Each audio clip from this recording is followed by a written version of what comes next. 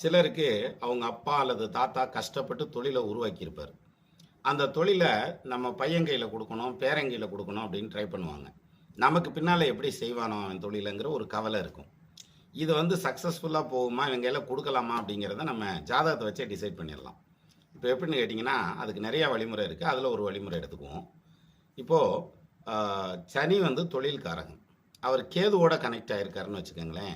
இவங்க கையில பரம்பரை தொழில்கள், பூர்வீக தொழில்கள், அப்பா பார்த்தது, தாத்தா பார்த்தது குடுக்கக்கூடாது. அப்படி குடுத்தீங்கன்னா என்ன ஆகும்னா, அது மேல இவங்களுக்கு பெரிய இன்ட்ரெஸ்ட் இருக்காது. It may be a highly income sources உள்ள ஒரு தொழிலா இருக்கலாம். ஆனா, அவங்களுக்கு அதன் மேல பிரியம் இருக்காது. அப்ப இந்த சனி, கேது சேர்ந்திருக்கு. அதுலயும் குறிப்பா நீங்க தொழில அவங்கள்ட்ட குடுத்ததுக்கப்புறம் சனி தசையோ, கேது தசையோ வரப்போதுன்னா, அவங்கள்ட்ட குடுக்காம தவிர்க்கிறது பெஸ்ட்டு. வேற ஒருத்தருக்கு பொறுப்ப குடுத்து இவங்கள வேணா பார்த்துக்க சொல்லி சொல்லலாம். அப்பத்தான் பரம்பரை தொழில் இவங்களுக்கு செட் ஆகும். இண்டிவிஜுவலா பண்ண மாட்டாங்க.